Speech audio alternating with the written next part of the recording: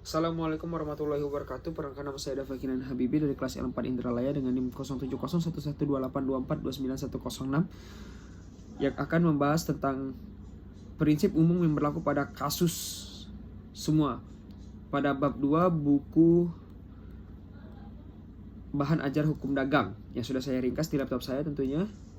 Yang satu, poin pertama itu adalah prinsip umum kontrak. Prinsip umum atau prinsip dasar dalam hukum kontrak. Satu, kebebasan berkontrak. Setiap individu atau badan hukum bebas untuk membuat perjanjian selama tidak bertentangan dengan hukum yang berlaku di Indonesia. Yang kedua, konsensualisme. Perjanjian sah yang terjadi saat ada kesepakatan antara pihak tanpa harus bentuk tertulis kecuali ditentukan dalam undang-undang. Yang ketiga, itikat baik. Para pihak harus melaksanakan kontrak dengan itikat baik, tidak boleh saling menipu dan juga merugikan. Keempat adalah fakta sunt servanda. Isi kontrak mengikat seperti undang-undang bagi para pihak yang membuatnya dan harus dilaksanakan sebagaimana semestinya. Yang kelima sih, keseimbangan.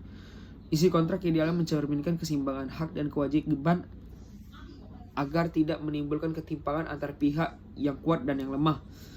Poin kedua adalah agen. Pengertian agen dalam hukum dagang. Satu, definisi. Agen adalah seseorang atau badan yang bertindak untuk atau atas nama pihak lain atau prinsipal dalam melakukan tindakan hukum, terutama dalam kegiatan perdagangan. Karakteristik agen itu bekerja berdasarkan perjanjian keagenan, tidak memiliki risiko atas transaksi, dan juga umumnya mendapatkan komisi atau fee. Jadi agen itu biasanya kita nitip barang, contoh kayak agen gas gitu. Dia cuma jualin aja, tapi mereka dapat komisi sebenarnya dari pusat. Dan dapat untung juga dari penjualan. Tanggung jawab agen itu melaksanakan tugas sesuai instruksi atasan yang memberikan tugas mereka sebagai agen dan bertanggung jawab atas kelalaian yang menimbulkan kerugian pada atasannya juga. Ketiga itu adalah partnership atau kemitraan. Kemitraan adalah perjanjian antara dua pihak atau lebih untuk menjalankan usaha bersama, menyatukan modal dan juga membagi keuntungan.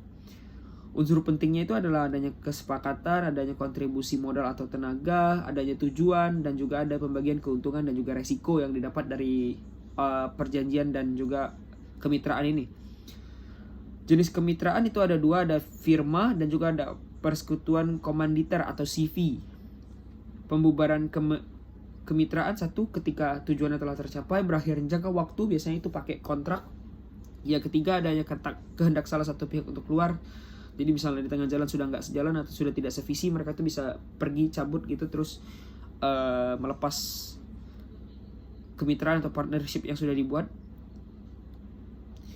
Oke, ini poin keempat adalah korporasi. Korporasi itu adalah badan hukum yang memiliki kekayaan sendiri dan terpisah dari pemiliknya. Contohnya PT biasanya, koperasi dan juga BUMN.